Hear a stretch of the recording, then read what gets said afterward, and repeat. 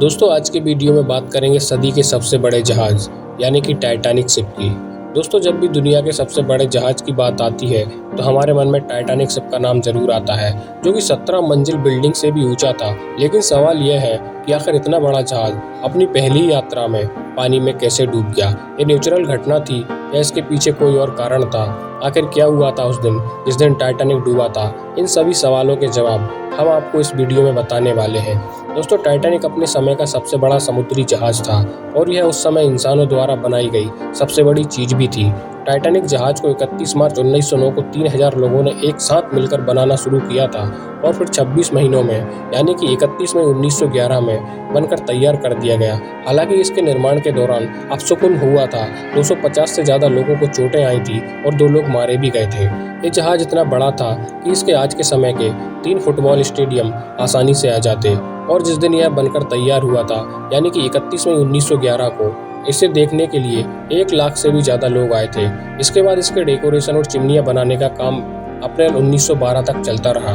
इसी महीने इसे अपनी पहली यात्रा के लिए भी जाना था, जो कि दोस्तों इसकी आखिरी यात्रा भी थी। टाइटैनिक की ज़्यादा से ज़्यादा स्पीड 43 किलोमीटर प्रति घंटे की थी। टाइटैनिक 10 अप्रैल 1912 को इंग्लैंड से न्यूयॉर्क की ओर रवाना हुआ। 4 दिन तक सब ठीक ठाक चलता रहा, लेकिन 14 अप्रैल 1912 को रात 11:40 पर ये एक आइसबर्ग से टकरा गया। इसके निचले हिस्से में दोस्तों पानी भरना शुरू हो गया। जहाज के आइसबर्ग से टकराते ही जहाज पर खौफ का माहौल पैदा हो गया।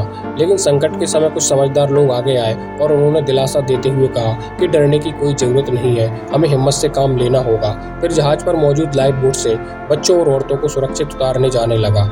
आइसबर्ग से टकराने के लगभग 2 घंटे 40 मिनट बाद यह जहाज पूरी तरीके से समुद्र में डूब गया था।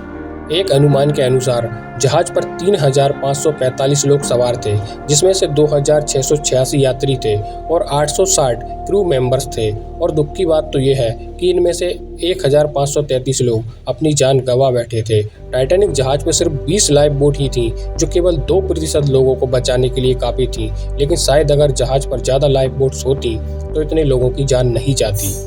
दोस्तों इस दुर्घटना में मरे सिर्फ 306 लोगों की ही लाशें मिल पाई थी। बाकी लोगों की लाशों का पता ही नहीं चला कि वो कहाँ गईं। टाइटैनिक जिस पानी में डूबा था उस पानी का तापमान 2 डिग्री सेल्सियस था, जिसमें कोई भी व्यक्ति ज़्यादा से ज़्यादा 15 मिनट जिंदा ही रह सकता था। जहाज के धीरे धीरे डूबने की खबर मिलने के बावजूद भी इसके म्यूजिशियम इसके डूबने के वक्त तक गाना बजाते रहे, ताकि कुछ समय बाद मरने जा रहे लोग अपने आखिरी समय को खुशी से बिता सकें। जहाज से टकराने वाला आइसबर्ग लगभग 100 फीट ऊंचा था। ये ग्रीनलैंड के ग्लेशियर से आया था।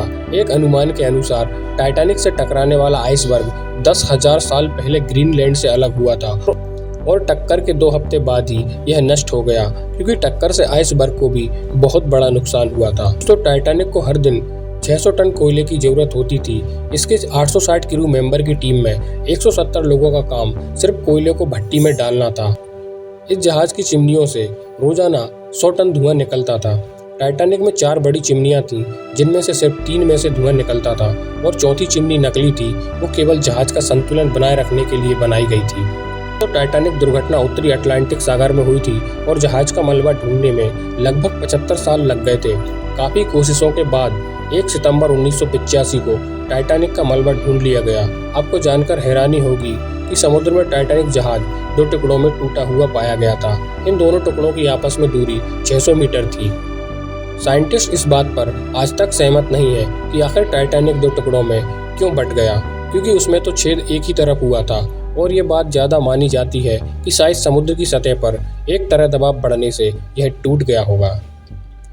दोस्तों यूँ तो टाइटैनिक पर कई फिल्म और डॉक्यूमेंट्री बन चुकी हैं, लेकिन 1997 में बनी टाइटैनिक फिल्म सबसे ज़्यादा चर्चा में रही। इस फिल्म को बनाने का खर्चा उस समय के हिसाब से टाइटैनिक जहाज को बनाने से भी 40% ज़्यादा आया था। आपको जानकर हैरानी होगी कि टाइटैनिक पर सवार बहुत से लोग ऐसे भी थे जो इसमें यात्रा नहीं करने वाले थे। दरअसल टाइटैनिक की मालिक कंपनी व्हाइट स्टार लाइन ने अपने 2 समुद्री जहाज़ों की यात्रा को कोयले की कमी के कारण रद्द कर दिया और उसके यात्रियों को टाइटैनिक में शिफ्ट कर दिया था। इस वजह से उन लोगों ने भी अपनी जान गंवा दी जो कि टाइटैनिक में सफ़र नहीं करना चाहते थे। दोस्तों टाइटैनिक में यात्रियों और क्रू मेंबर के खाने पीने का बहुत खासा इंतजाम था। जहाज पर खाने के लिए 85,000 पाउंड मीट, 40,000 अंडे, 40 टन आलू, 3500 पाउंड प्याज, 36,000 सेव के साथ कई तरह के खाने का सामान भी मौजूद था। जहाज के 860 क्रू मेंबर में सिर्फ 23 महिलाएं थीं और बाकी सभी पुरुष थे।